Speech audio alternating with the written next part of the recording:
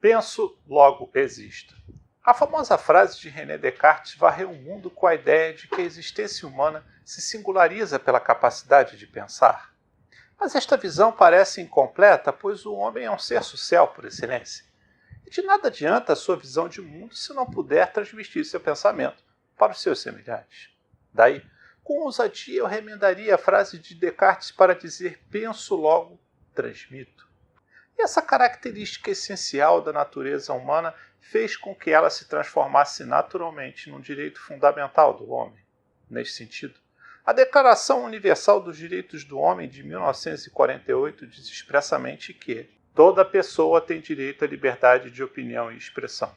Este direito inclui a liberdade de, sem interferência, ter opiniões e de procurar, receber e transmitir informações e ideias por quaisquer meios, independente de fronteiras. Por sua vez, a Convenção Americana sobre os Direitos Humanos, do qual o Brasil é signatário, diz: toda pessoa tem o direito à liberdade de pensamento e de expressão. Esse direito inclui a liberdade de procurar, receber e difundir informações e ideias de qualquer natureza, sem considerações de fronteiras, verbalmente ou por escrito, ou em forma impressa ou artística, ou por qualquer meio de sua escolha. A liberdade de expressão consiste, portanto, na possibilidade de exteriorizar o que se pensa sobre qualquer assunto, podendo ser pensamentos, ideias, opiniões, crenças, juízos de valor, e abrange a criação artística, literária e intelectual, a comunicação de doutrinas filosóficas, religiosas, políticas, etc. Ela não protege apenas a verbalização de ideias, mas também qualquer outra forma de se expressar, podendo ser um comportamento, uma forma de se vestir, uma música, uma imagem. Ou seja, as manifestações não verbais também se inserem no âmbito dessa liberdade. Outro sim, a liberdade em apreço engloba não apenas o direito de se exprimir, como também o de não se expressar, se calar, isto é, de não se manifestar. Ela possui, portanto, um conceito extremamente amplo, pois engloba a liberdade em sentido estrito, como a manifestação do pensamento, além da liberdade de criação e a liberdade de informação ou a liberdade de imprensa. Outro ponto a ser abordado é que a liberdade de expressão, por ter conteúdo subjetivo e abstrato, não se encontra submetida ao controle da verdade. Até porque seria, em diversos casos, impossível e afetaria sobremaneira o exercício desse direito. Com efeito, a maioria das ideias sobre política, estilo de vida, arte, literatura e estética jamais poderiam ser objeto de comprovação ou refutação. Por sua vez, as palavras de Jesus, Maomé, Buda, Sai Baba não possuem suporte científico e nunca poderiam passar por um crivo de verdade. E a verdade também é relativa, pois aquilo que não era tido por verdadeiro ontem poderá ser-lo amanhã. Veja-se, por exemplo, o caso de Galileu Galilei, que fora condenado à prisão perpétua por dizer que era a Terra que girava em torno do Sol, e não o contrário. E o tempo mostrou que era ele quem tinha razão. Outra prerrogativa inerente à liberdade de expressão está na vedação ao Estado de fazer uma análise prévia com vistas a autorizar ou não o que pretende ser expressado. A isto se dá o nome de censura, expediente muito comum em regimes ditatoriais, cuja etimologia tem origem no Império Romano, que contava com funcionários denominados de censores, cargos criados pelo rei Sérvio Túlio, responsáveis que eram pelo policiamento dos costumes e que podiam devassar a vida de alguém e denunciar maus costumes, filosofias contrárias a Roma, e etc. Hoje em dia, é reconhecido que não é o Estado quem deve estabelecer quais as opiniões que merecem ser tidas como válidas e aceitáveis, ou dizer o que é certo ou o que é errado, não se permitindo que ele imponha, portanto, uma moral específica para os seus cidadãos. Observe-se a propósito o que diz a nossa Constituição a respeito. É livre a expressão da atividade intelectual, artística, científica e de comunicação, independentemente de censura ou licença.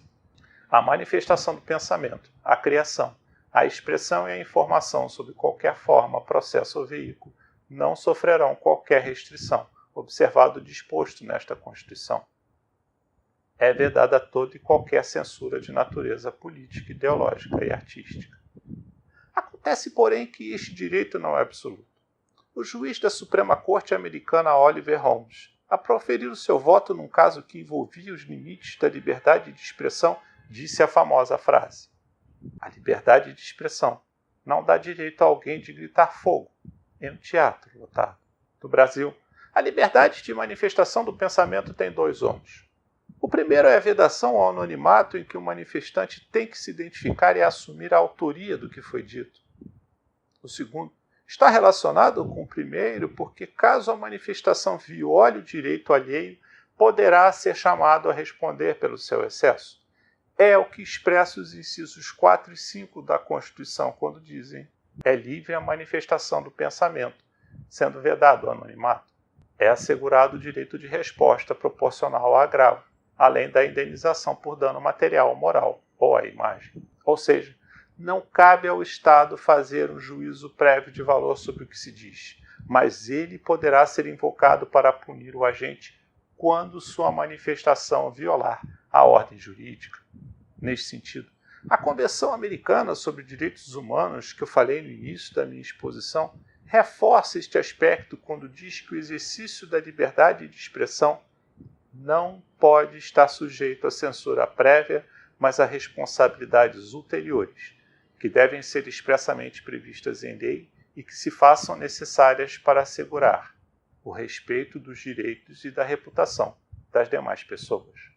Como salienta Conrad Hesse, o banimento da censura não proíbe a chamada censura posterior, isto é, a intervenção contra uma manifestação de opinião não protegida jurídico-constitucionalmente. Então, como é que uma manifestação de opinião não é protegida constitucionalmente? Com relação às manifestações que atinjam alguém em específico, a nossa Constituição diz no inciso 10 do artigo 5º que são invioláveis a intimidade, a vida privada, a honra e a imagem das pessoas, assegurado o direito à indenização pelo dano material ou moral decorrente de sua violação. Com relação à intimidade e vida privada, proíbe-se as pessoas de se manifestarem de forma a desvendar ou se imiscuírem no âmbito de privacidade de quem quer que seja.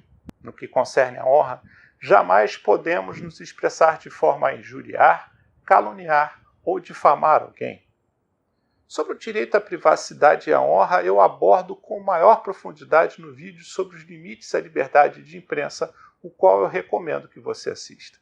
E em relação à imagem de uma pessoa, ela não pode ser utilizada de maneira a denegri-la perante os demais, pois haverá também uma violação à honra desse indivíduo. Assim, por exemplo, a questão das charges, devendo-se atentar para a fronteira que deve existir entre a crítica e a brincadeira, para a ofensa e a degradação moral do indivíduo. Mas e quando alguém vier a defender uma ideia que não atinge uma determinada pessoa, mas que seja incômoda a uma parcela expressiva da sociedade, como a volta da ditadura militar, a liberação das drogas, ou que atribua características negativas a grupos específicos, como judeus, homossexuais ou negros? Será que essas manifestações estarão protegidas pela liberdade de expressão? Essa pergunta eu responderei no nosso próximo vídeo. Não perca o nosso vídeo sobre o que é discurso de ódio. Eu estarei lá, te esperando no nosso próximo encontro. Aquele abraço.